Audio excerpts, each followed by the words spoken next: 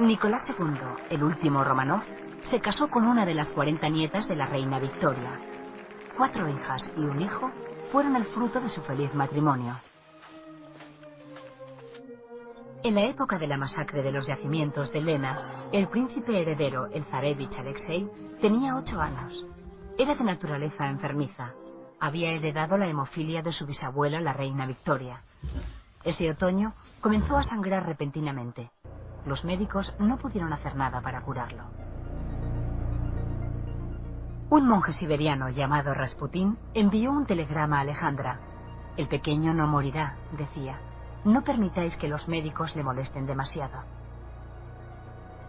La crisis pasó. La emperatriz confió a Rasputín la curación de su hijo.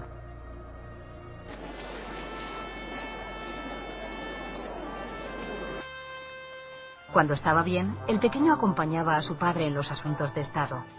Fueron filmados juntos en las conmemoraciones del 25 aniversario del zar como oficial del ejército.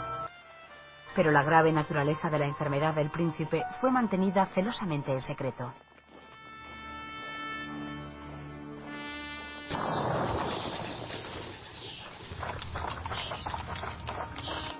En los últimos años de paz, antes de que la Gran Guerra sepultase al antiguo régimen, los Románov gobernaron un país que estaba en un acelerado proceso de modernización.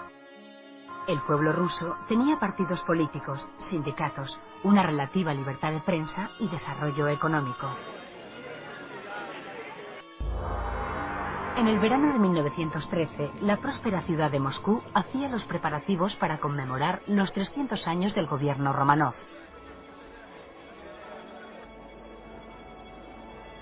Cientos de moscovitas acudían ese verano a la plaza Pushkin. Iban empujados por la curiosidad de comprobar realmente lo que tanto les fascinaba en la imaginación. Iban a ver al zar. Las gentes observaban a la familia imperial con frialdad. Había surgido el escándalo. Se habían filtrado cartas comprometedoras de la emperatriz a Rasputín. Todo lo que deseo es dormir. Dormir siempre sobre tu hombro, abrazada a ti, escribía. Agosto de 1914, plaza del Palacio de Invierno, San Petersburgo. Fervor patriótico cuando el zar anunció la guerra a Alemania. La hostilidad contra él se esfumó. El embajador francés dijo, para sus súbditos, el zar era el autócrata, el dueño absoluto de sus cuerpos y sus almas. Rasputín escribió al zar implorándole que se alejase de la guerra. Querido amigo, una vez más digo que nubes terribles de tormenta se extienden por los cielos de Rusia. Desastres, calamidades, lóbregas oscuridades, un inmenso océano de lágrimas incontables y un torrente de sangre.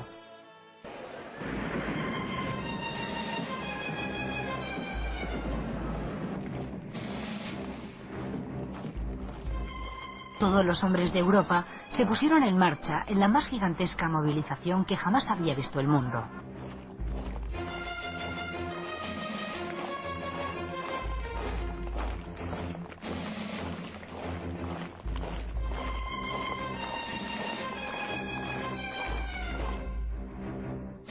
Nicolás nombró a su tío el gran duque Nikolai Nikolaevich comandante en jefe de las Fuerzas Armadas rusas.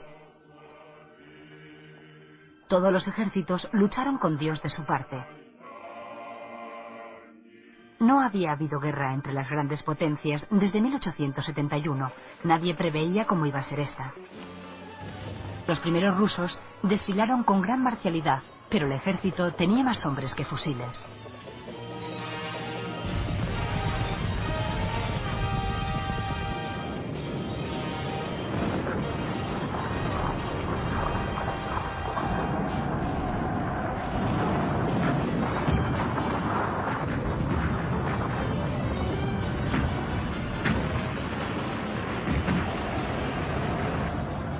Los hombres, tratados como perros, morían como perros.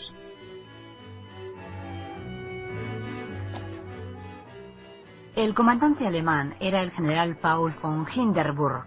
Decía, en el libro de la Gran Guerra, la página en que estaban escritas las pérdidas rusas ha sido arrancada. Todo lo que sabemos es que con frecuencia, en nuestros combates con los rusos, teníamos que retirar los cadáveres de nuestros enemigos, amontonados delante de nuestras trincheras, para abrir un campo de tiro contra nuevas fuerzas de asalto. En 1915, el zar decidió tomar personalmente el control de la desastrosa guerra. Destituyó a su tío Nikolai Nikolaevich y se nombró a sí mismo comandante en jefe. Fue un acto de valentía, de responsabilidad y de locura. Supuso que le echarían la culpa de todo lo malo que sucedía. Así fue. El descontento aumentó conforme se iban conociendo las cifras del desastre. El gobierno ruso, desesperado por reemplazar sus espantosas pérdidas, reclutó a los musulmanes del Asia Central y requisó sus ganados. Miles de personas murieron en la represión sangrienta y prolongada de la sublevación de Asia. En la Rusia europea se acercaba el invierno de 1916.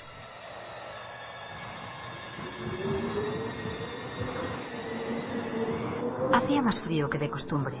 Las temperaturas bajaban y el gobierno seguía manteniendo su postura de hostilidad.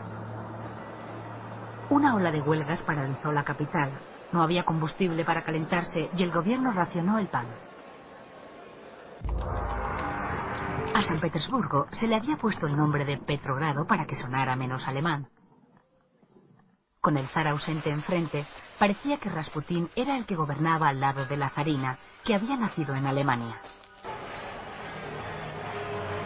Los carteles de la oposición lo pintaban como un borracho y un libertino, un títere siniestro que gobernaba Rusia, sirviéndose de un cornudo y una furcia alemana.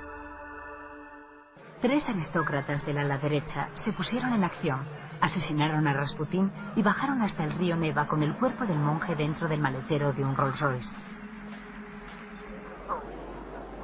Abajo con el antiguo régimen, se leía en las pancartas. Trabajadoras y mujeres de soldados encabezaron las primeras manifestaciones. Al tercer día, estaban en huelga en la capital 250.000 personas. Este es el regimiento Volinsky. El 27 de febrero, los soldados se negaron a acatar las órdenes de ir contra la multitud, dispararon contra su oficial y se unieron a la revolución. El jefe del distrito militar de Petrogrado telegrafió al zar. Le informó de que toda la ciudad estaba en manos de los revolucionarios y de que todos los ministros de gobierno estaban arrestados. El zar no volvió jamás a Petrogrado. Los ferroviarios detuvieron su tren a 250 kilómetros de la capital, salpicó en una vía muerta.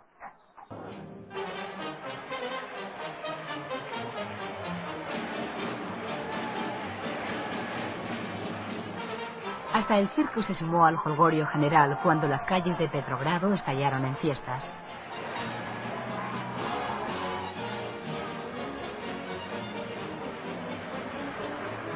Grupos de revolucionarios adoptaron actitudes llamativas ante las cámaras de los noticiarios. Se consideraban a sí mismos los herederos de la Revolución Francesa: libertad, igualdad, fraternidad. Unas palabras muy difíciles de realizar.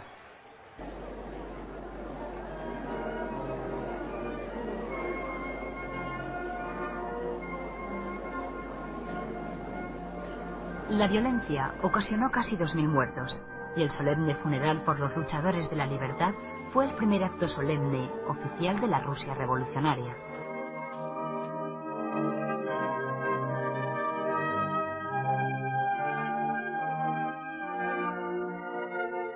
Le rindieron homenaje miles de personas y altos dignatarios de todos los partidos políticos. En el duelo participaron los ministros de la nueva administración. Le llamaban gobierno provisional y su función consistía en mantener la estabilidad hasta las nuevas elecciones generales. Los mártires de la revolución solo podían ser reivindicados con unas elecciones a un parlamento real. Soñaban con una asamblea constituyente que representase a toda la Rusia democrática. El gobierno provisional estableció su sede en un ala del Palacio Tauride y aprobó algunos decretos revolucionarios: desmantelar la policía zarista y la abolición de la pena de muerte. En el ala opuesta del palacio se estableció una nueva organización política. Era un consejo denominado Soviet de Diputados, trabajadores y soldados elegidos por sufragio directo en los cuarteles y las fábricas.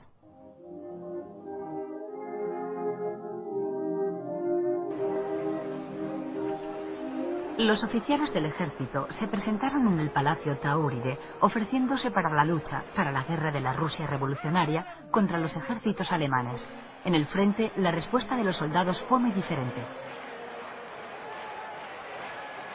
En la capital, la consigna seguía siendo guerra hasta la victoria.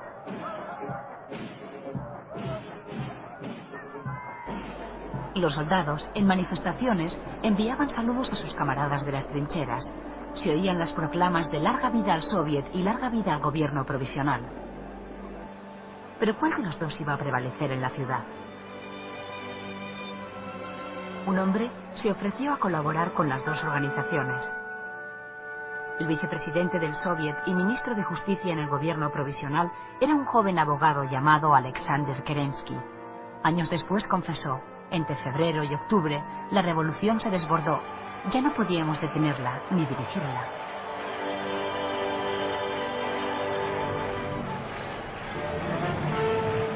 Lenin era el único que pensaba que Rusia estaba preparada para el socialismo, pero en un ambiente tan exaltado de revolución política, las ideas cambiaban a un ritmo acelerado. Toda la ciudad se convirtió en un mitin masivo. En mayo, las elecciones para el consejo local sacaron a todos de sus casas.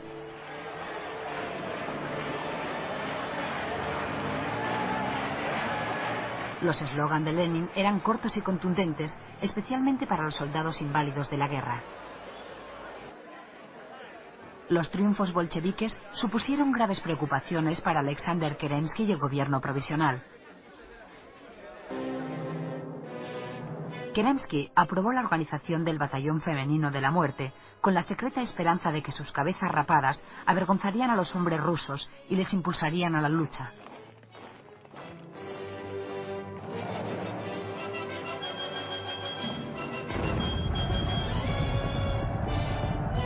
En junio, Kerensky lanzó una ofensiva contra Alemania.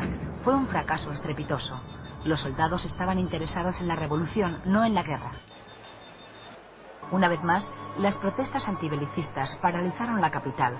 500.000 de personas ocuparon las calles. Las pancartas atacaban al gobierno provisional y reclamaban una paz inmediata. La ciudad se llenó de desertores.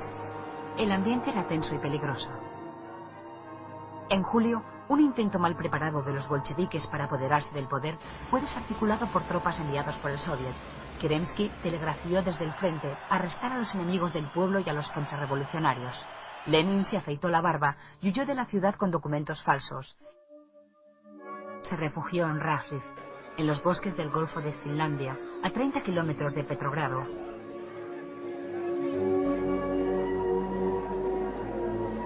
Agosto. Se cerraban las fábricas, los salarios se desplomaban, una inflación en espiral era imposible de controlar. El ejército tenía un nuevo comandante en jefe, el general Kornilov.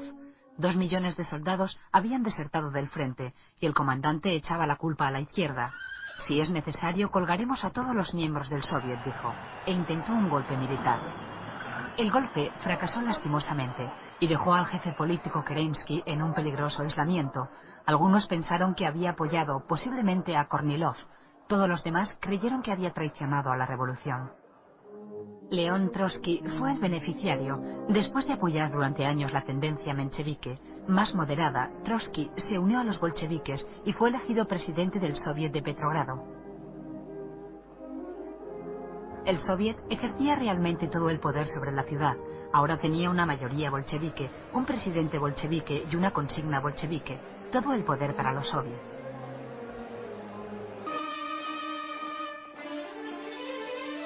El levantamiento tuvo lugar no en el Palacio de Invierno, sino en la oficina de correos y en la central telefónica, de las que se apoderaron una banda de marinos rojos.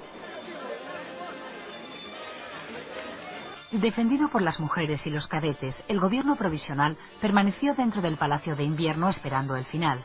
El último ministro de Justicia describió la escena. Personas condenadas, solas, abandonadas por todos, iban de un sitio para otro como en una inmensa ratonera. El crucero rojo, Aurora, se apostó en las cercanías, apuntando sus ametralladoras sobre el palacio. Los bolcheviques eligieron cuidadosamente el día de la insurrección. Estaban llegando al Instituto Smolny delegados de los soviets de toda Rusia para un congreso nacional. Entre discusiones acaloradas, los delegados oyeron los cañonazos del buque Aurora, la señal del asalto final.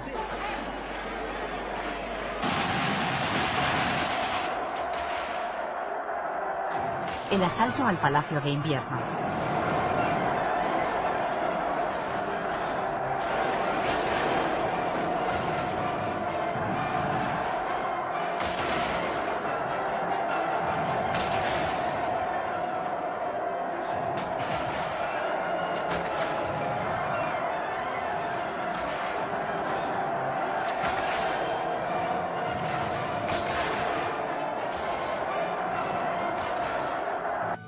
En el Smolny, Lenin y Trotsky se enteraron de que el ataque había sido un éxito.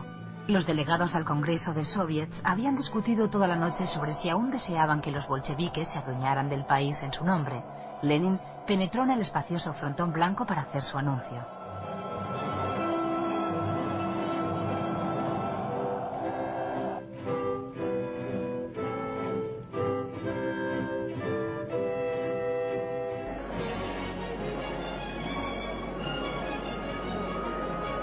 En Moscú, el poder soviet no se alcanzó con tanta facilidad.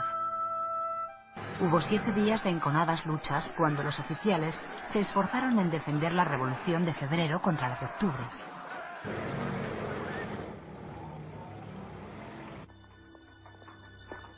Los moscovitas salieron y encontraron su ciudad despedazada. Se desarmó a los supervivientes blancos y se les permitió marchar.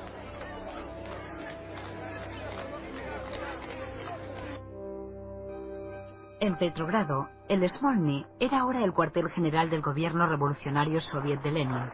Se les había prometido a los soldados paz y tierra, y los bolcheviques eran creídos por la bondad de sus palabras. La gran guerra continuaba. Trotsky se puso a negociar con los alemanes la paz para su ejército y para los campesinos de uniforme.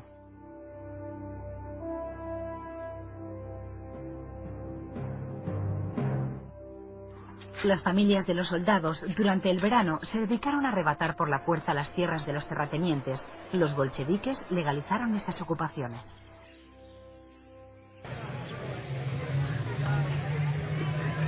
Una semana después de apoderarse del poder los bolcheviques, tuvieron lugar las elecciones para la Asamblea Constituyente, conforme se había planeado. Era el parlamento en cuyo nombre la Revolución de Febrero había derrocado al zar. Un partido campesino llamado Revolucionarios Socialistas pensaba sacar una mayoría. Votaron 40 millones de personas. La Asamblea Constituyente se reunió en el Palacio Tauride. El Partido de los Campesinos había obtenido una mayoría de 800 escaños, pero su organización estaba fatalmente dividida. Era demasiado tarde. El poder soviet se extendió rápidamente cuando unidades rojas recorrieron el imperio. Llegaron hasta Kazajstán, cerca de la frontera china. Se acercaba una sangrienta guerra civil para afianzar el futuro del poder soviet.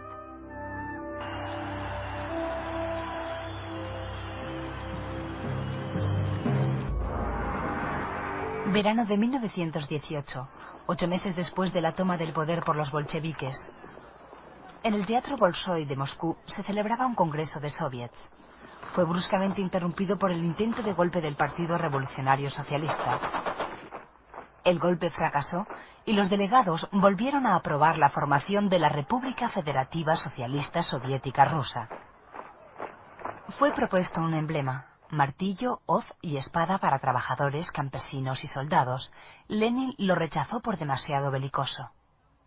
El Congreso eligió uno más sencillo, hoz y martillo, un símbolo de unidad para un Estado que estaba muy lejos de consolidarse.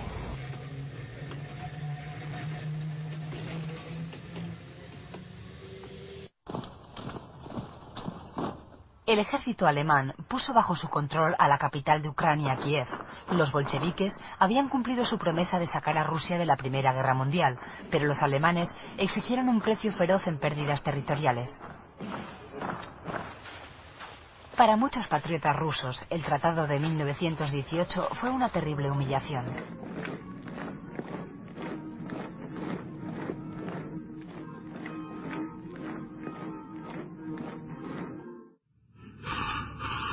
Los cosacos estuvieron al servicio de la dinastía Romanov como tropa montada de élite. Fueron legendarios por su valor, su crueldad, su arte de montar y su música. Los cosacos están entre los primeros organizadores de la resistencia militar al poder soviético.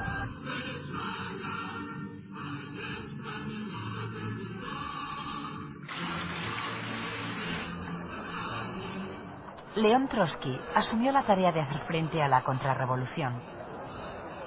Como comisario de guerra, Trotsky comenzó reclutando una nueva clase de soldados. Los llamaba Ejército Rojo de los Trabajadores y los Campesinos.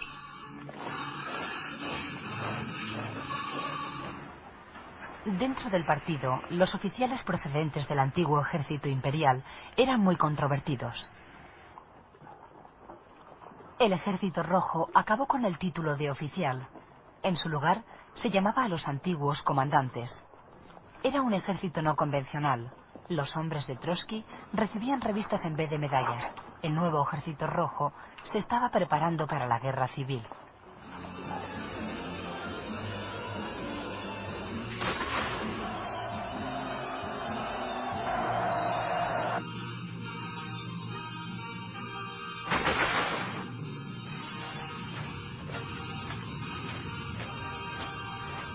En la guerra civil debieron morir en 3 años 7 millones de personas.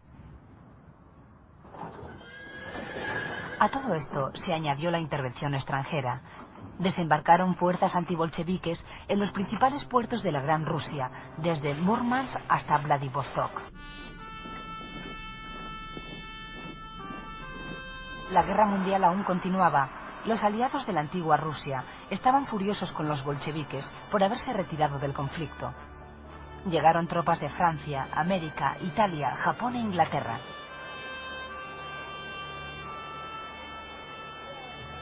Los británicos enviaron fuerzas a Azerbaiyán para defender los yacimientos petrolíferos y los puertos del Mar Negro y del Caspio.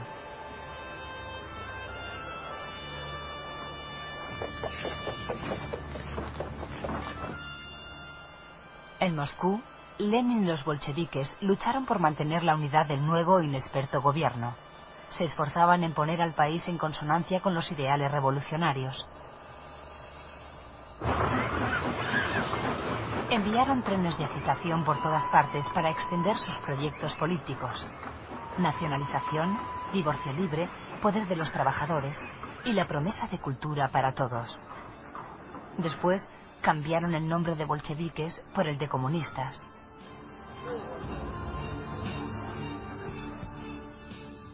Pero de repente perdieron el control del ferrocarril.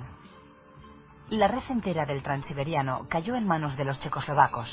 Los checos se unieron a los blancos y el enemigo se acercó peligrosamente a Ekaterimburg.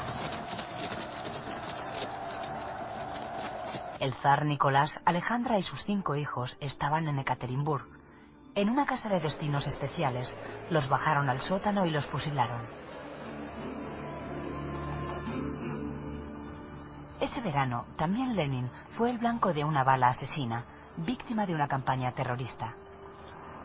Esta película es posiblemente la primera que se hace en el mundo con fines políticos. Se filmó para demostrar que Lenin había sobrevivido. El presunto asesino era Fania Kaplan, una revolucionaria socialista. La campaña de su partido terminó con varios funerales comunistas en los que, entre llantos de luto, se pedía muerte a la burguesía. La venganza llegó en forma de terror rojo.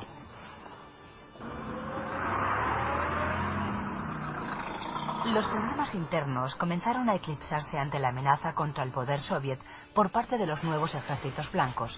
Equipados por los aliados y compuestos de voluntarios y reclutas, los blancos se dispusieron a luchar.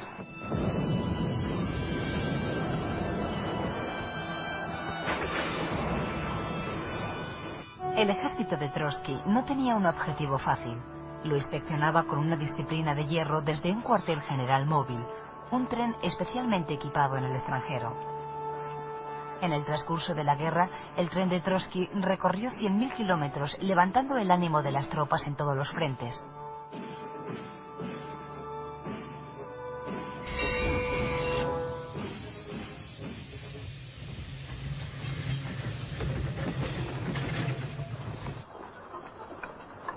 Las carreteras de Rusia estaban atascadas de refugiados que huían de sus casas, familias divididas, niños que habían perdido a sus padres.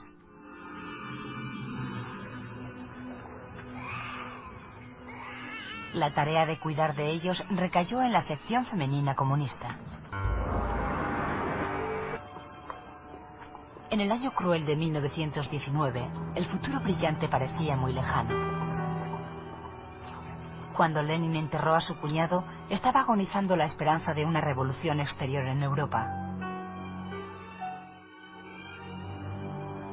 La revolución rusa se presentaba aislada y vulnerable.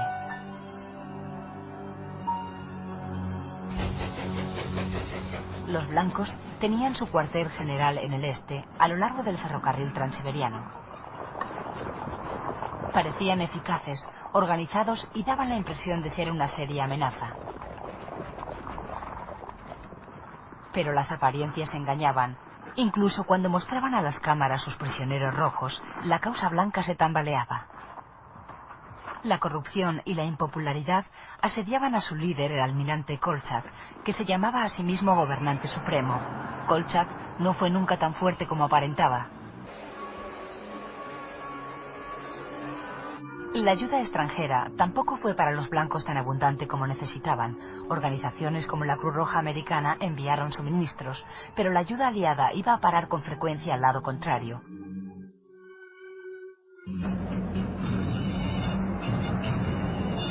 En el verano de 1920, los blancos estaban en retirada. Llegaron a Rusia delegados de todo el mundo a la Tercera Internacional Comunista. Acudían representantes de partidos comunistas pequeños para felicitar a Lenin por el éxito de la que todavía era única revolución socialista. El orador estrella fue Trotsky.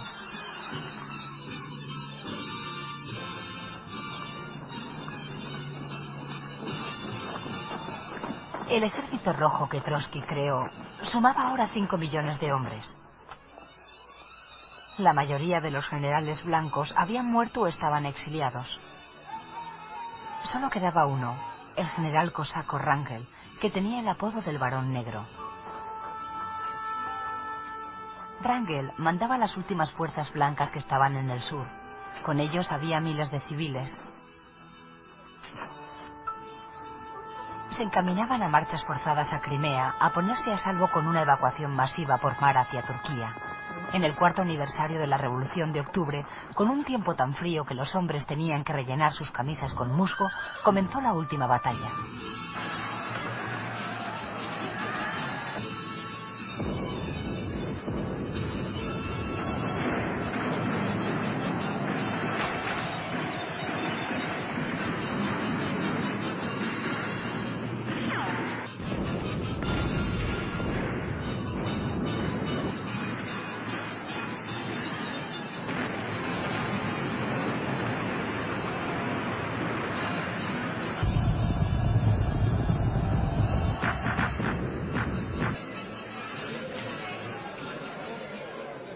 La guerra civil había terminado. La gente trataba de reconstruir sus vidas, pero la economía estaba hundida. Inflación galopante significaba que el dinero no tenía valor. En las ciudades, la clase trabajadora desapareció cuando todos volvieron a sus pueblos. La revuelta de Kronstadt fue una poderosa expresión del descontento popular. Para atajar el hambre en las ciudades, salieron a los pueblos destacamentos de activistas del partido. Cambiaron el nombre de bolcheviques por el de comunistas. Así los bolcheviques que prometieron tierras a los campesinos eran ahora comunistas que les arrebataban los alimentos a la fuerza. Los pueblos no se sometieron sin lucha. Miles de miembros del partido fueron atacados y muertos por bandas errantes de airados campesinos.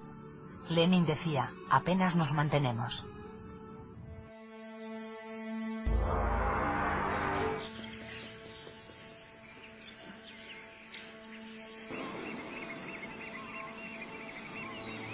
En Kronstadt, los marineros creyeron que su revolución había sido traicionada.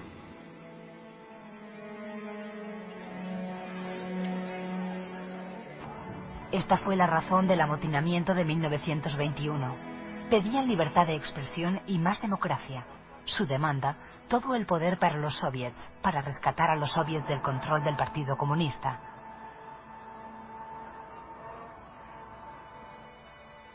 Estaban armados y eran poderosos. Fue Trotsky, el jefe del Ejército Rojo, el que tomó la decisión de atacar la fortaleza de la isla. Envió al héroe de la guerra civil Tukhachevsky. Soldados rojos entablaron combate contra marineros rojos. Para los soldados rojos que cruzaban el hielo, los marineros eran los culpables de una imperdonable traición. Este fue el chispazo que iluminó la realidad mejor que ninguna otra cosa. Esta fue la reacción de Lenin a Kronstadt.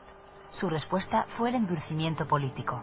Todos los demás partidos fueron prohibidos. Dentro de su propio partido fueron proscritas todas las facciones disidentes, pero transformó sus ideas económicas. Usó su autoridad personal para imponer su controvertida nueva política económica.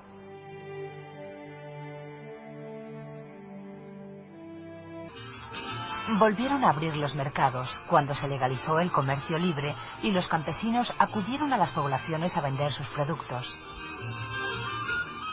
La nueva política económica fue una liberación bien recibida de las cartillas de racionamiento y de las requisas, pero para muchos comunistas era la vuelta a los viejos malos tiempos.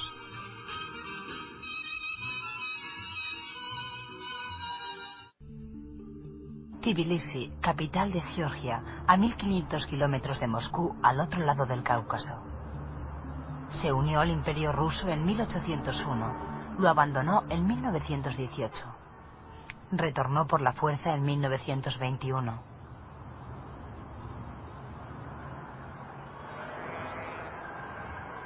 Durante su breve periodo de independencia, Georgia fue gobernada por una coalición de izquierdas. Una delegación de líderes socialistas occidentales acudió a ver al primer gobierno socialista elegido del mundo. Se apiñaron multitudes para escuchar a Ramsay MacDonald, líder del laborismo británico. El ejército inglés estaba también allí. Este batallón indio era un resto de la fuerza de intervención extranjera, abandonada por costosa e ineficaz. Las tropas extranjeras habían embarcado en Georgia a bordo de la flota británica, pero dejaron un pequeño batallón de voluntarios locales para defender la independencia del país.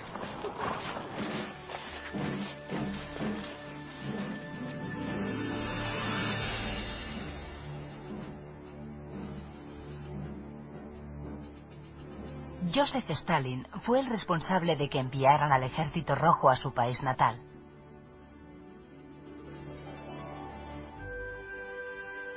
Por no ser ruso, parecía la persona ideal para la función de comisario para las nacionalidades. Los comunistas estaban todos a favor de la autodeterminación nacional, pero estaban aún más a favor del poder de los trabajadores. En su nombre se reforzó en Georgia el gobierno soviet. El jefe local del partido, Philip Maharadze, presidió las deliberaciones. Descubrió una estatua de la victoria de Lenin, pero los comunistas georgianos encontraron a sus camaradas de Moscú muy arrogantes y estirados. Maharadze pidió apoyo a Lenin. Por ese tiempo, Trotsky presidió el desfile que conmemoraba el 5º aniversario del poder soviet. Las reacciones fueron acaloradas. Lenin no había acudido a la conmemoración. Estaba muy enfermo por un ataque de hemiplegia, pero recibió numerosas cartas de Georgia en las que se quejaban del comportamiento de Stalin. La fundación de la URSS recreó casi el mismo imperio que gobernaba el zar. Para Lenin, esto debería haber sido la realización de sus sueños. Pero era un hombre enfermo. Y de sus escritos se desprende que estaba muy preocupado. En Moscú, en la casa de los sindicatos, se instaló a Lenin de cuerpo presente.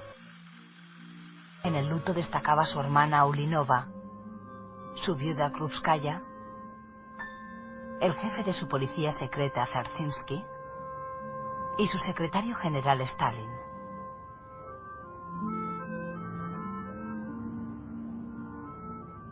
Todos los dirigentes del partido se preguntaban qué iban a hacer con el país que recibían como herencia.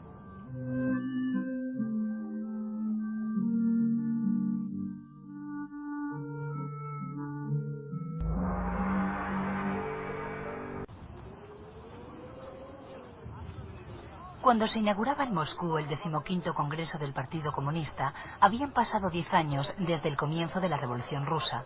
Los bolcheviques, de ser camarilla de revolucionarios, se habían convertido en el partido gobernante. Los delegados venían a discutir sobre lo que debían hacer con el poder que se habían consolidado sobre el antiguo imperio Romanov. La muerte de Lenin había dejado en la cúpula del partido un vacío que de momento nadie parecía dispuesto a ocupar. La idea de Lenin era que no debería sucederle una única persona. El camarada fichero era el apodo del secretario general del partido. Su nombre real era Joseph Stalin. Lenin había dicho de él: el camarada Stalin tiene un poder ilimitado en sus manos. No estoy seguro de que sea capaz de usarlo siempre con suficiente moderación. Este era el hombre que ahora dirigía el partido como líder indiscutible.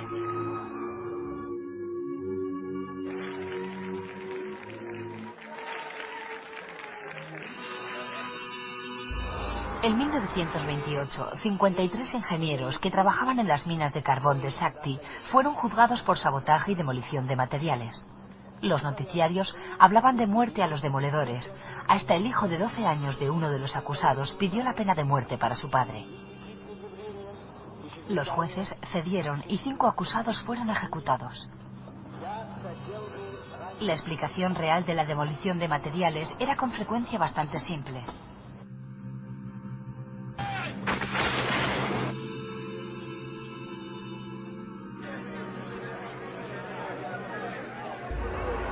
En abril de 1929, el partido aprobó el primer plan quinquenal para la modernización del Imperio Soviético.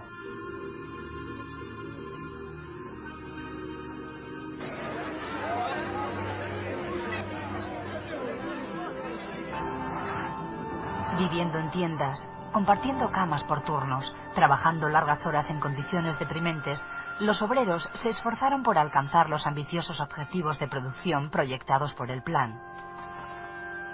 Stalin urgía a los trabajadores. Hemos aventajado a los países capitalistas en política, decía. Para alcanzar la victoria final del socialismo en nuestro país, necesitamos también aventajarlos en la técnica y en la economía. O lo hacemos o nos aplastarán. Se trazaron planes estrictos para el futuro.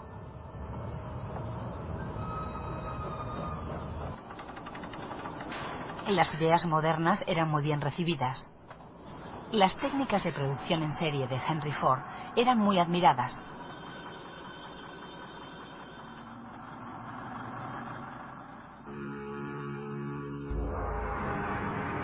En 1930 tuvo lugar otro juicio espectáculo. Los enjuiciados, ingenieros y otros especialistas, fueron acusados de formar parte de un grupo de oposición, el Partido Industrial. Su director, el profesor Ramzin, fue acusado por el fiscal Wyszynski de tramar una conspiración con Lawrence de Arabia y el presidente francés Poincaré.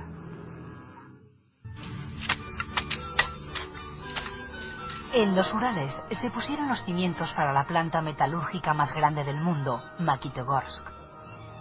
Sus constructores enterraron una lápida que decía: nosotros, los trabajadores e ingenieros de Magnitogorsk, hemos cumplido el mandato de Lenin y hemos puesto, el 1 de julio de 1930, la primera piedra del primer alto horno.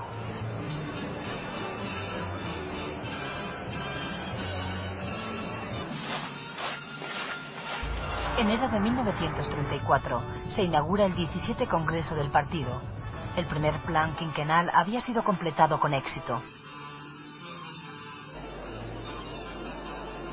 Los líderes del partido contribuían a crear un espíritu festivo.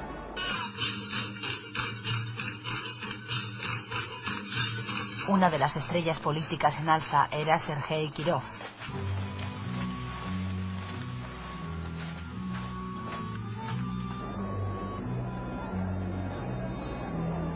En el Congreso, los delegados iban a elegir un nuevo comité central.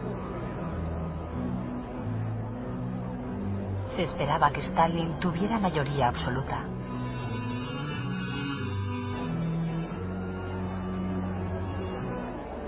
La votación fue el punto de inflexión en las relaciones de Stalin con el partido. Temía la amenaza de otros líderes sobre su poder. Nadie estaba tan silencioso como el hombre que estaba a su derecha, Sergei Kirov, el jefe del partido en Leningrado. Kirov trabajaba en el cuartel general del partido en Leningrado, el Instituto Smolny. 10 meses después del Congreso, un asesino entró en el edificio. Su nombre, Leonid Nikolayev. Stalin presidió los funerales de Kirov. Nadie sabe con certeza si fue él quien ordenó el asesinato, pero inmediatamente sacó grandes ventajas de este crimen. Se dictó una nueva ley por la cual los miembros de la oposición podían ser detenidos, juzgados y ejecutados sumariamente.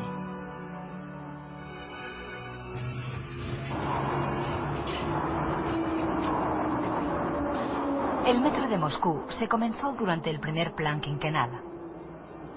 Iba a ser el ferrocarril subterráneo más alabado del mundo. Un ejemplo deslumbrante de lo que podía realizar el Estado de los obreros.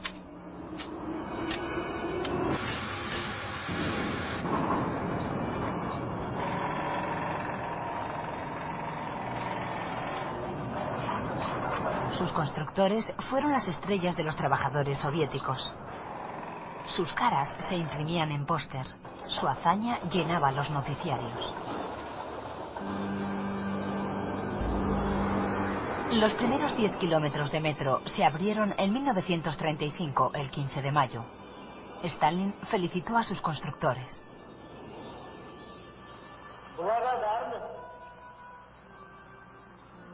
Damos las gracias a los obreros de choque, a los ingenieros, a los técnicos, a todos los que trabajan en el proyecto del metro de Moscú. Para animar al trabajo, el partido enaltecía las proezas de producción. Este minero, Alexei Stakhanov, consiguió en su turno extraer 102 toneladas de carbón. Su cupo era de 7 toneladas. Se convirtió en un héroe del trabajo socialista y dio su nombre a un movimiento, el stakhanovismo.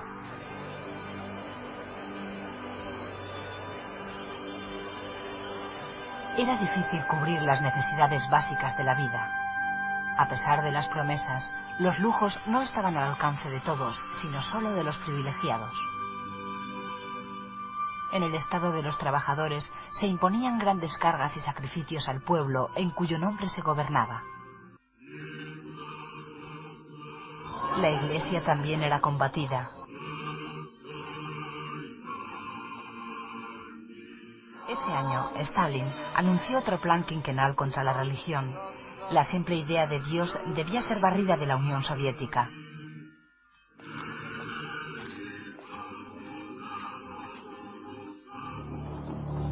El trabajo forzado a base de prisioneros iba a ser realmente la columna vertebral de la economía soviética durante las 2 siguientes décadas.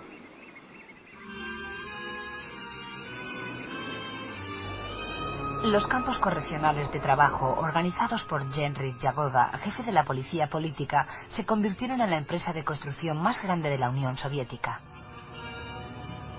Con el resto de los proyectos planificados desde los órganos centrales, los trabajadores forzados tenían que cumplir su cupo, pero no cobraban salarios. Morían a cientos de miles y se los enterraba en fosas comunes como esta, a 20 kilómetros del Kremlin. Los años siguientes, las víctimas se contaron por millones.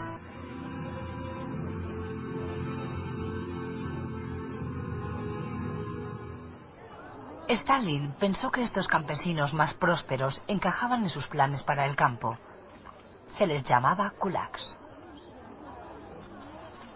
Los kulaks eran los prestamistas del pueblo, los posaderos y los que alquilaban la maquinaria. Stalin los acusó de ser enemigos de clase y declaró: debemos aniquilar a los kulaks, eliminarlos como clase, debemos golpear a los kulaks tan duramente que no se levanten jamás.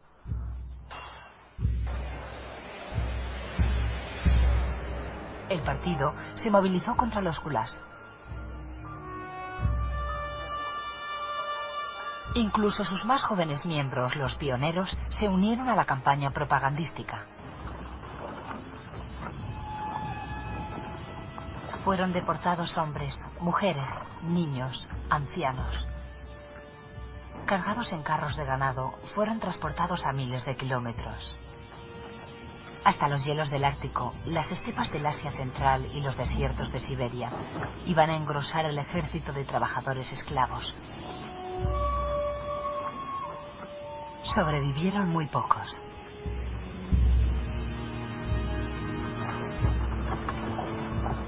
La guerra contra los enemigos de clase, los kulaks, no había producido la comida que las ciudades necesitaban. Ahora el partido abrió un segundo frente, se enviaron activistas al campo para colectivizar las haciendas, se citó a los campesinos y se les obligó a entregar al Estado sus tierras, sus herramientas y su ganado. Todas las tierras iban a ser planificadas y dirigidas desde Moscú. Los habitantes de los pueblos cerraban sus puertas al poder soviet. Nadie trabajaba para las tierras colectivas, nadie sembraba cosechas.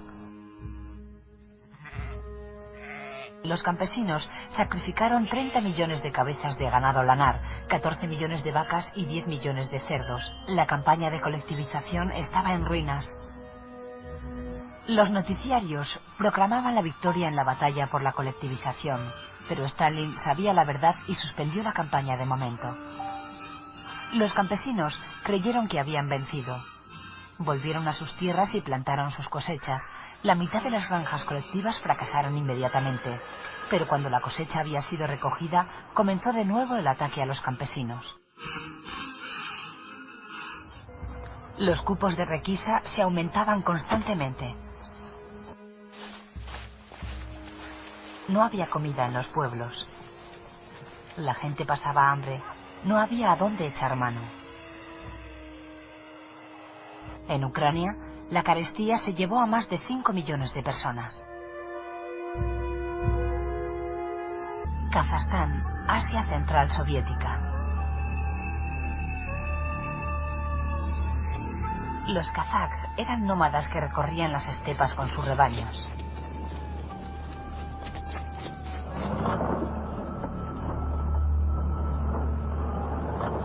Se lanzó una campaña para aposentar a los kazaks y transformarlos en granjeros.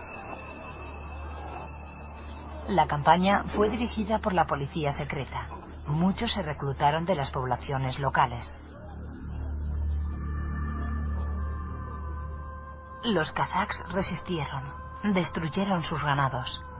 Fueron requisados millones de animales por el Estado.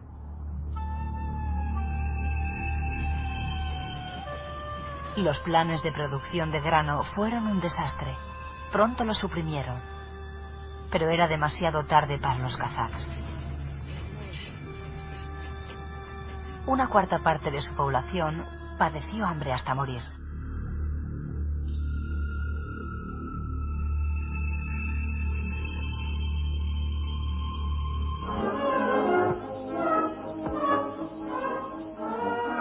En Moscú, las celebraciones de la riqueza y eficiencia soviéticas enmascaraban el coste real del progreso.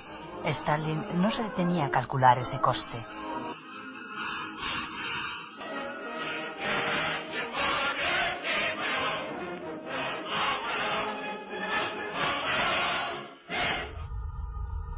Stalin se movía en público con cautela. Esperó año y medio antes de montar una nueva serie de juicios espectáculo. En agosto de 1936, dos de sus colegas más antiguos, camaradas bolcheviques, fueron acusados de crímenes terroristas. Los hombres que habían gobernado las ciudades más grandes del imperio fueron llevados al banquillo para confesar su culpabilidad criminal. Cuando el juicio terminó, fueron sentenciados a muerte y fusilados en el mismo día. Funcionarios ambiciosos del partido se apresuraron a ocupar los puestos vacantes de los ejecutados. Stalin nombró un nuevo jefe del partido en Moscú, su nombre Nikita Khrushchev.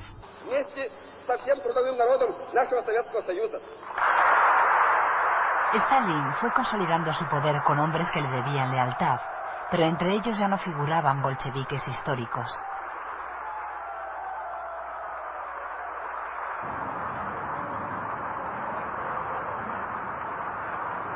Nadie se sentía libre de las purgas, los ministros del gobierno tampoco.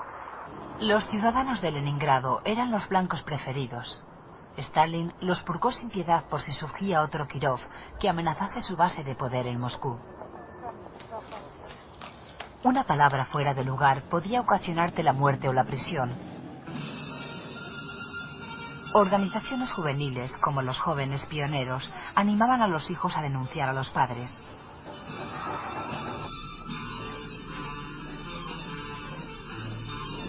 En medio del terror se proclamó una nueva constitución. En 1937, el mundo se preparaba para la guerra. Las fuerzas soviéticas realizaron unas maniobras que fueron un éxito.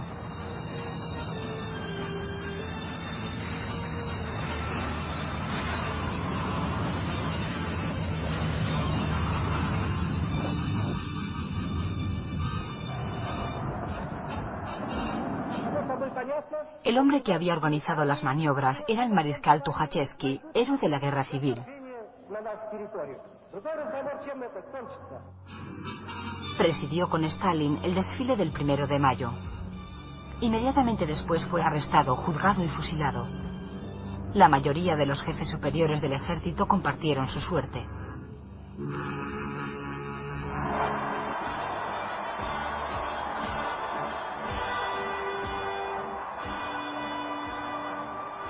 Fortaleza y realizaciones con esfuerzo. Esas eran las virtudes que los soviets proclamaban en los años 30. Stalin vivía por ellas. El gran terror lo hizo poderoso. Gobernaba como jefe absoluto y sin oposición, y lo consiguió con el costo elevadísimo de millones de vidas.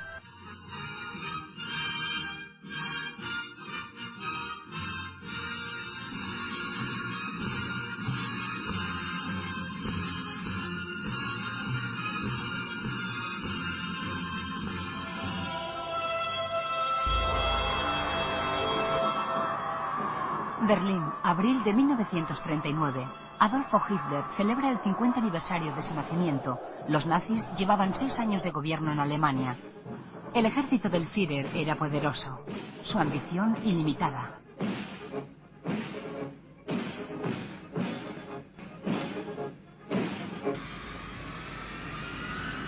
Ese verano, Hitler envió a Moscú una delegación para negociar un pacto con los rusos. Polonia desapareció del mapa, dividida entre la Alemania nazi y la Rusia soviética.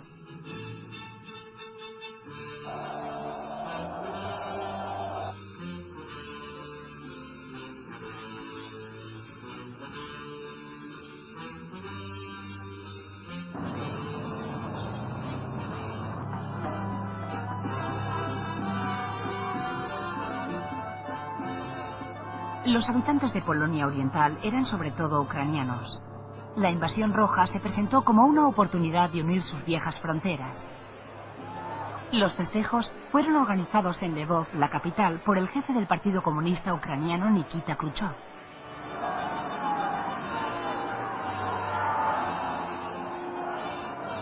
Lo mismo sucedió en Estonia, Letonia, Lituania y en 2 provincias rumanas. Stalin se las anexionó en una cláusula secreta de su tratado con Hitler. Habían pasado 11 años desde la expulsión de Trotsky de la Unión Soviética. El creador del Ejército Rojo todavía seguía sin ablandarse. Decía: permaneceré revolucionario hasta el día de mi muerte. Ese día llegó en agosto de 1940. Un agente secreto soviético golpeó a Trotsky con un piolet. Trotsky llegó agonizante al hospital, donde los médicos no pudieron salvarlo. El asesino fue detenido, pero el hombre que había ordenado su muerte estaba a mucha distancia, en Moscú. Stalin había elegido a su víctima más ilustre. Trotsky fue uno entre los millones que fueron ejecutados cuando Stalin purgó al partido y al pueblo de los opositores a su gobierno.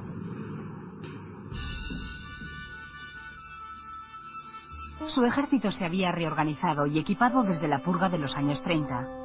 Pero no habían sido reemplazados los oficiales experimentados que habían sido fusilados. Hitler había dicho: este colosal imperio del Este está listo para su disolución.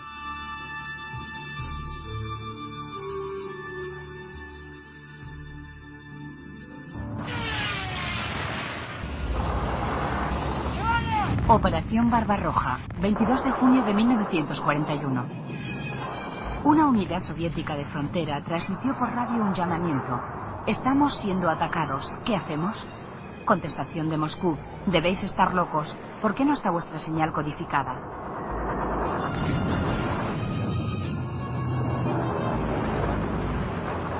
$12.000 aviones soviéticos fueron destruidos en tierra. La Luftwaffe consideró la operación como un juego de niños. Los ucranianos y los rusos pronto experimentaron la verdad de los nazis. Detrás del ejército regular vinieron las SS.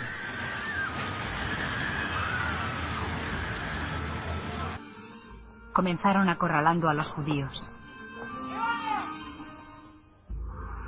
Hitler soñaba con un nuevo espacio en el este en el que vivieran 100 millones de superhombres alemanes.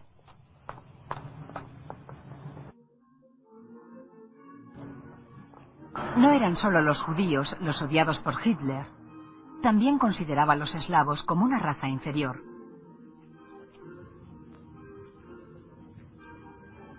En los primeros meses de la guerra, los nazis capturaron 4 millones de soldados del Ejército Rojo.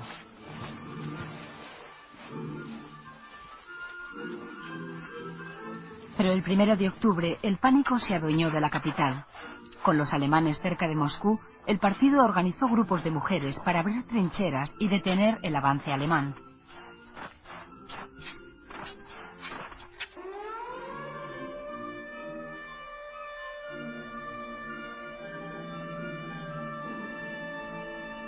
El 40% de la población del imperio se encontraba ahora bajo la ocupación alemana. En la noche helada del día 6 de noviembre, el partido de Moscú se reunió en el metro.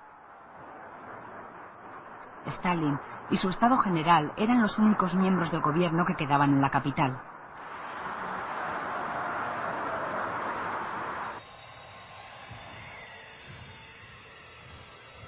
Al día siguiente era el aniversario de la revolución. Stalin habló a los soldados. Los pueblos esclavizados de Europa os miran como libertadores. Tenéis una gran misión. Sed dignos de ella.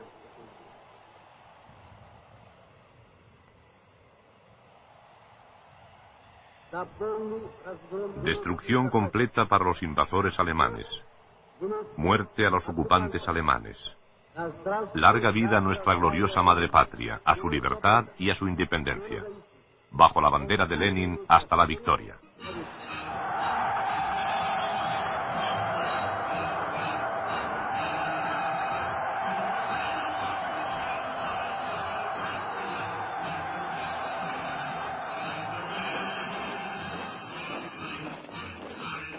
Fueron directamente al frente. En el invierno más frío que se recordaba, estos hombres impidieron que Hitler entrase en Moscú.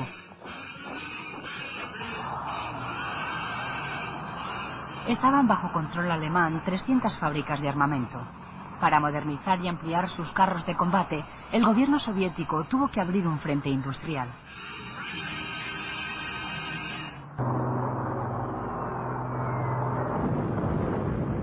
Leningrado estuvo sometida a un intenso bombardeo cuando los alemanes sitiaron la ciudad. Conforme avanzaba el invierno, iba escaseando el combustible. No había electricidad. Se impuso un estricto racionamiento. La gente empezó a morir. Todas las fábricas fueron trasladadas a Siberia y al Asia Central. En Chelyabinsk, los habitantes de Leningrado fabricaron ametralladoras y carros de combate para derrotar a Hitler. Los obreros cambiaron el nombre de la ciudad. En vez de Chelyabinsk, la llamaron Tanquegrado. Aquí se construyó el célebre y revolucionario carro T-34.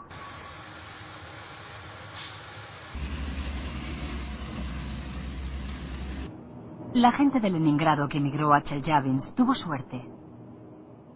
Los que se quedaron pasaron agonías de muerte. Hitler miraba a Leningrado como el lugar de nacimiento del bolchevismo. Sentenció a muerte la ciudad.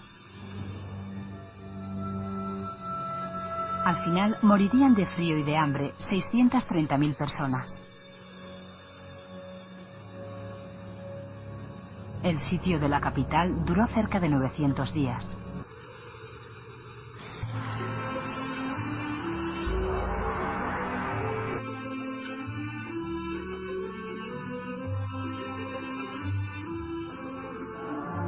En otoño de 1942, el primer ministro británico fue a reunirse con sus aliados rusos.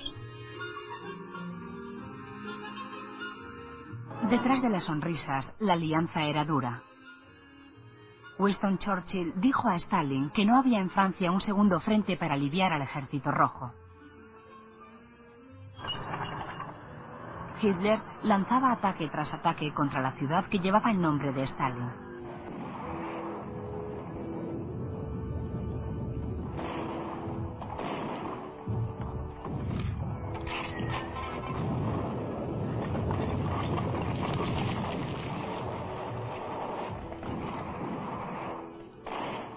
Stalingrado luchó 5 meses desde el otoño de 1942.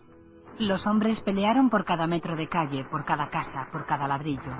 Stalin había dado la orden de no retroceder ni un paso.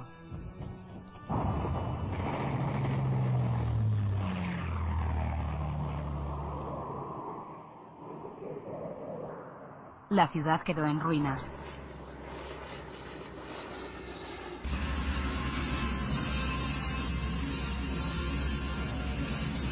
Hitler había dicho: la victoria en Kursk debe brillar en el mundo como un faro.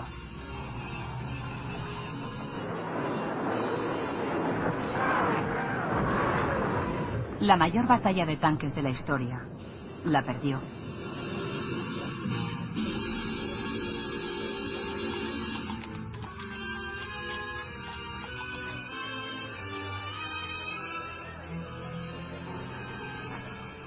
En las áreas de ocupación, el partido organizó entre la población civil bandas de partisanos.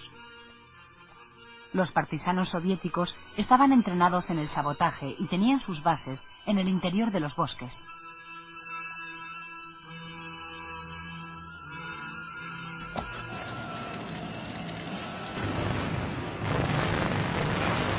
Los partisanos se hicieron leyenda por su valor y patriotismo. La liberación soviética seguía avanzando. En la primavera de 1944, el Ejército Rojo alcanzó el Mar Negro y la península de Crimea. Los tártaros de Crimea habían vivido bajo la ocupación alemana 2 años.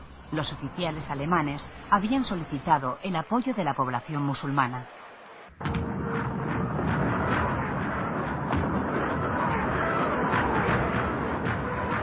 Sebastopol, el puerto de Crimea, fue liberado el 9 de mayo de 1944 tras feroces combates. Se aniquiló al gobierno nazi y comenzó la caza de colaboracionistas. En todo el sur, a la liberación seguía la llegada de partisanos que bajaban de los montes a los pueblos recién liberados. Incluso héroes como estos caían bajo sospecha.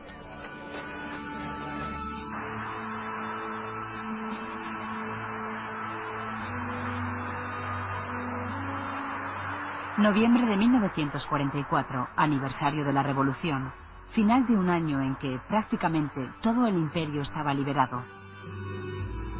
La victoria estaba cerca. Varios millones de hombres y mujeres seguían todavía en manos de los alemanes. Stalin los consideraba a todos como traidores y hombres muertos. Su propio hijo, Yakov, había muerto como prisionero de guerra. Los prisioneros de guerra soviéticos pasaban hambre y morían en los campos nazis. Millones estaban sometidos a trabajos forzados o servían al ejército alemán. Algunos forzados, otros voluntariamente. A todos se les declaró traidores. El heroísmo en el campo no servía de defensa frente a la acusación.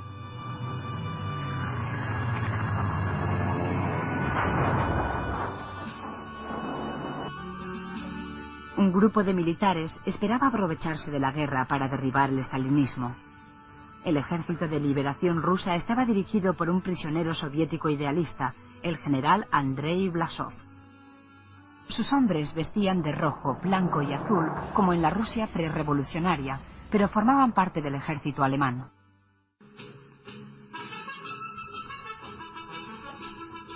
El ejército rojo estaba a 25 kilómetros al este de Berlín, cuando el Führer salió de su búnker para hacer su última aparición pública ante los miembros de las juventudes hitlerianas.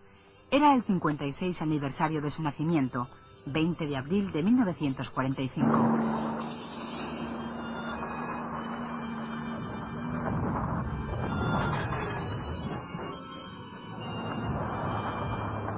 Medio millón de soldados rojos se desparramaban por la ciudad. Ha estallado la hora de la venganza.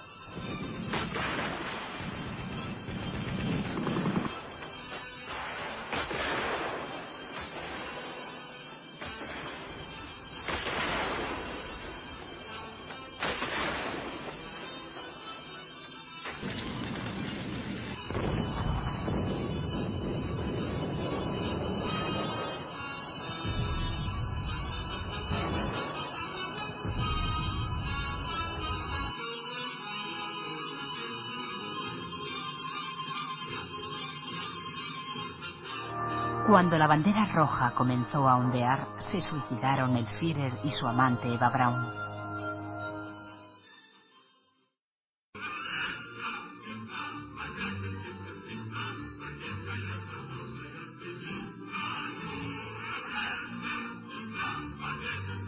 ...9 de mayo de 1945, día de la victoria.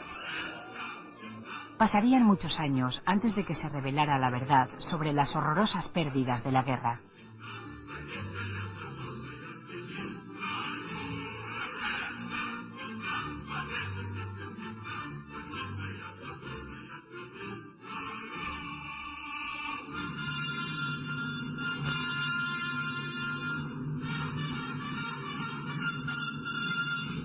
Tras la victoria de 1812, los soldados rusos presentaron al zar Alejandro I las banderas capturadas al ejército de Napoleón. En junio de 1945, Stalin presidió, en las terrazas del mausoleo de Lenin, bajo un intenso aguacero, el acto en el que el ejército rojo arrojó a sus pies las banderas del ejército alemán. Entre los héroes que retornaban estaban Chevikov, vencedor de Stalingrado; Koniev, el primer hombre que pisó Berlín; Merezkov, salvador de Leningrado; Stalin, el generalísimo. Su autoridad y prestigio se incrementaron sin medida tras la victoria.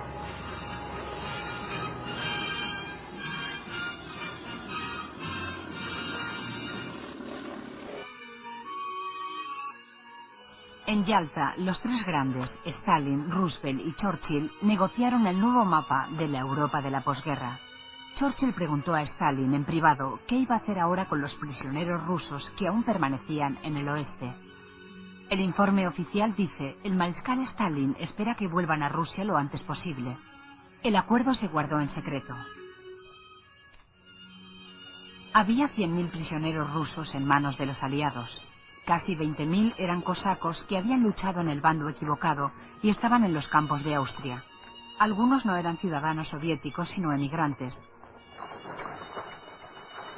El secretario británico de Asuntos Exteriores, Sir Anthony Eden, dijo: «No podemos permitirnos lujos sentimentales sobre este tema». Las tropas británicas obligaron a los cosacos a entregar sus armas. Cuando los cosacos se dieron cuenta de lo que pasaba, se suicidaron. Muchos hombres mataron a sus familias, hubo madres que ahogaron a sus hijos. Las tropas aliadas deportaron al resto y los entregaron al Ejército Rojo.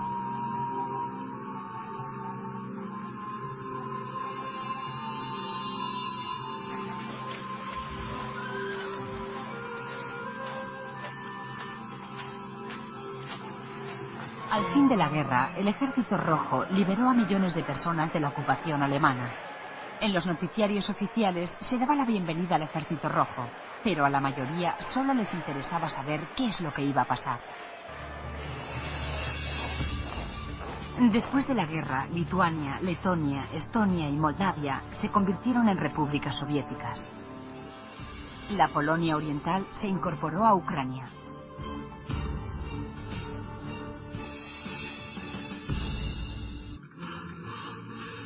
Primero de mayo de 1949. El nuevo zar, Joseph Stalin, que había dirigido la guerra contra Hitler, se autodenominaba generalísimo, gran jefe y maestro, y padre de la nación.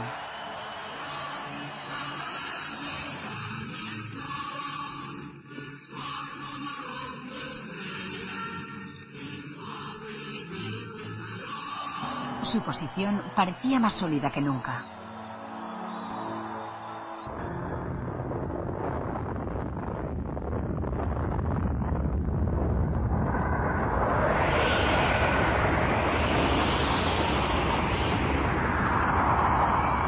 El 22 de agosto de 1949, la Unión Soviética rompió el monopolio americano de armas nucleares. Stalin tenía ahora la capacidad de matar a millones de extranjeros. Ya tenía la experiencia de haber matado durante años a millones de ciudadanos soviéticos.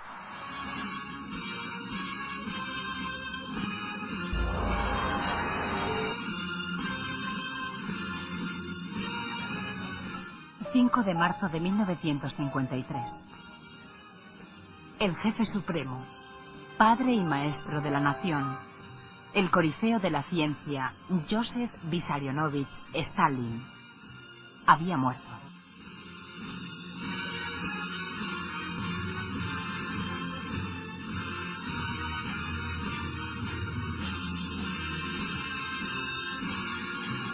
Para los colegas del Politburó más próximos a Stalin, su muerte había sido oportuna. Había signos de que el viejo tirano estaba preparando una purga de grandes dimensiones entre los altos dirigentes del partido.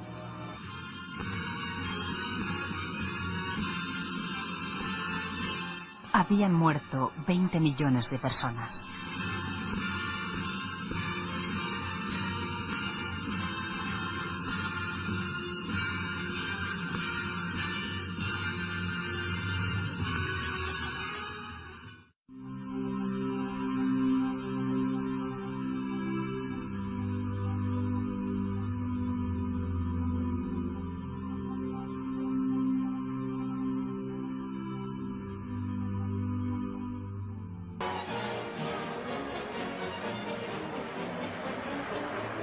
Grupos de revolucionarios adoptaron actitudes llamativas ante las cámaras de los noticiarios. Se consideraban a sí mismos los herederos de la Revolución Francesa: libertad, igualdad, fraternidad. Unas palabras muy difíciles de realizar.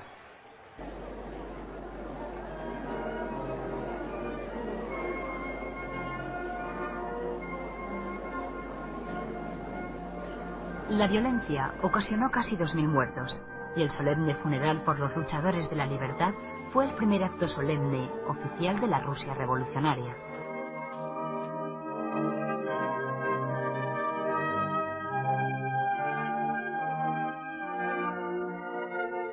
Le rindieron homenaje miles de personas y altos dignatarios de todos los partidos políticos. En el duelo participaron los ministros de la nueva administración. Le llamaban gobierno provisional y su función consistía en mantener la estabilidad hasta las nuevas elecciones generales. Los mártires de la revolución solo podían ser reivindicados con unas elecciones a un parlamento real. Soñaban con una asamblea constituyente que representase a toda la Rusia democrática. El gobierno provisional estableció su sede en un ala del Palacio Tauride y aprobó algunos decretos revolucionarios: desmantelar la policía zarista y la abolición de la pena de muerte. En el ala opuesta del palacio se estableció una nueva organización política. Era un consejo denominado Soviet de Diputados, trabajadores y soldados, elegidos por sufragio directo en los cuarteles y las fábricas.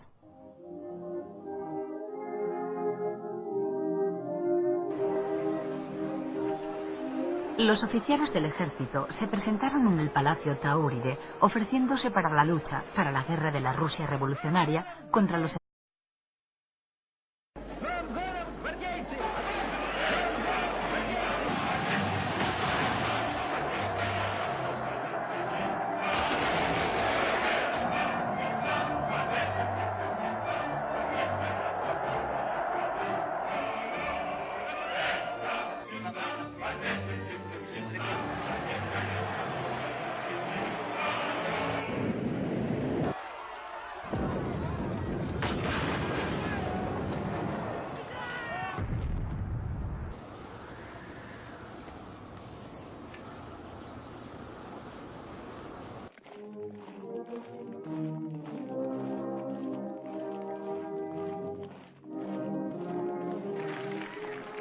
Nicolás II, el último Romanov, se casó con una de las 40 nietas de la reina Victoria. 4 hijas y un hijo fueron el fruto de su feliz matrimonio. En la época de la masacre de los yacimientos de Lena, el príncipe heredero, el zarevich Alexei, tenía 8 años. Era de naturaleza enfermiza. Había heredado la hemofilia de su bisabuela, la reina Victoria. Ese otoño comenzó a sangrar repentinamente. Los médicos no pudieron hacer nada para curarlo. Un monje siberiano llamado Rasputín envió un telegrama a Alejandra. El pequeño no morirá, decía. No permitáis que los médicos le molesten demasiado. La crisis pasó. La emperatriz confió a Rasputín la curación de su hijo.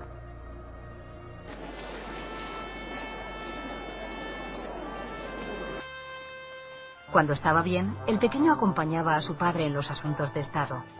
Fueron filmados juntos en las conmemoraciones del 25 aniversario del zar como oficial del ejército. Pero la grave naturaleza de la enfermedad del príncipe fue mantenida celosamente en secreto.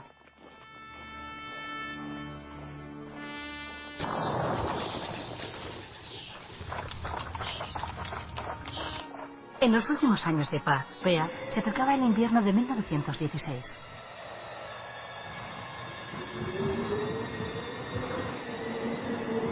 Hacía más frío que de costumbre. Las temperaturas bajaban y el gobierno seguía manteniendo su postura de hostilidad. Una ola de huelgas paralizó la capital. No había combustible para calentarse y el gobierno racionó el pan.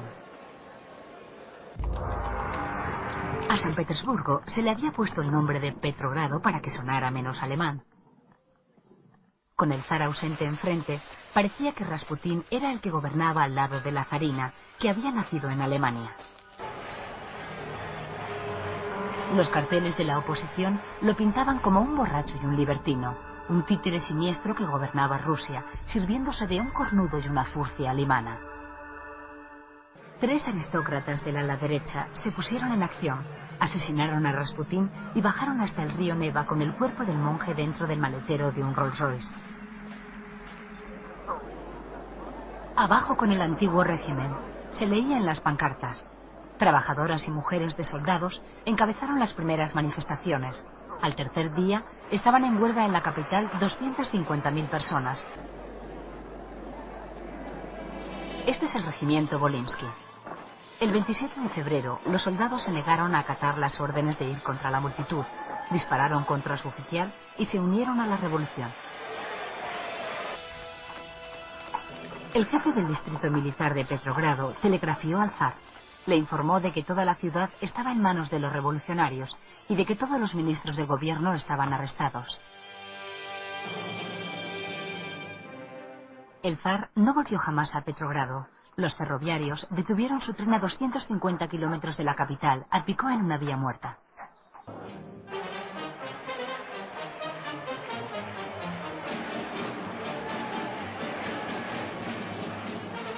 Hasta el circo se sumó al jolgorio general cuando las calles de Petrogrado estallaron en fiestas.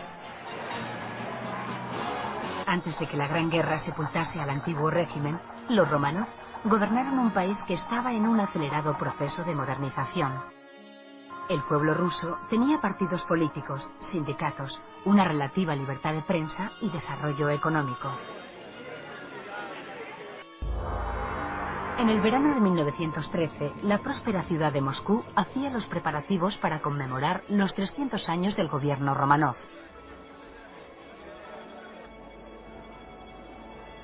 Cientos de moscovitas acudían ese verano a la plaza Pushkin. Iban empujados por la curiosidad de comprobar realmente lo que tanto les fascinaba en la imaginación. Iban a ver al zar. Las gentes observaban a la familia imperial con frialdad. Había surgido el escándalo. Se habían filtrado cartas comprometedoras de la emperatriz Rasputín. Todo lo que deseo es dormir. Dormir siempre sobre tu hombro, abrazada a ti, escribía. Agosto de 1914, plaza del Palacio de Invierno, San Petersburgo. Fervor patriótico cuando el zar anunció la guerra a Alemania. La hostilidad contra él se esfumó. El embajador francés dijo, para sus súbditos, el zar era el autócrata, el dueño absoluto de sus cuerpos y sus almas. Rasputín escribió al zar implorándole que se alejase de la guerra. Querido amigo, una vez más digo que nubes terribles de tormenta se extienden por los cielos de Rusia. Desastres, calamidades, lóbregas oscuridades, un inmenso océano de lágrimas incontables y un torrente de sangre.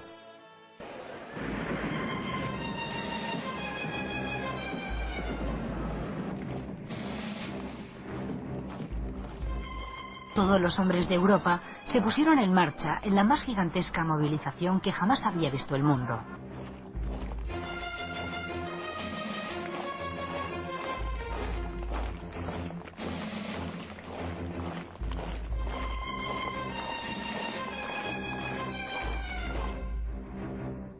Nicolás nombró a su tío el gran duque Nikolái Nikolaevich comandante en jefe de las Fuerzas Armadas rusas. Todos los ejércitos lucharon con Dios de su parte. No había habido guerra entre las grandes potencias desde 1871. Nadie preveía cómo iba a ser esta. Los primeros rusos desfilaron con gran marcialidad, pero el ejército tenía más hombres que fusiles.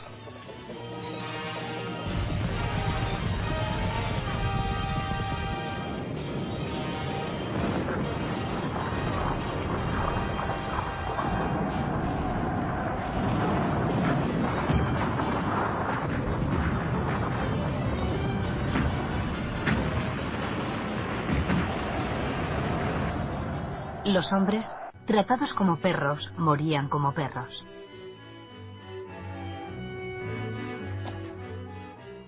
El comandante alemán era el general Paul von Hindenburg.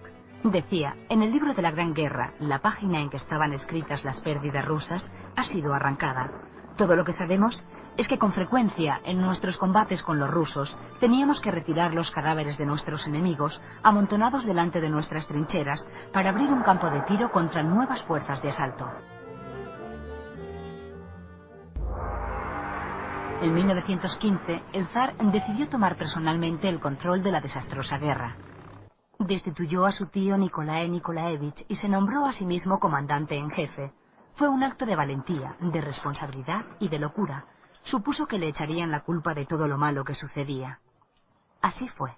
El descontento aumentó conforme se iban conociendo las cifras del desastre. El gobierno ruso, desesperado por reemplazar sus espantosas pérdidas, reclutó a los musulmanes del Asia Central y requisó sus ganados. Miles de personas murieron en la represión sangrienta y prolongada de la sublevación de Asia. En la Rusia europea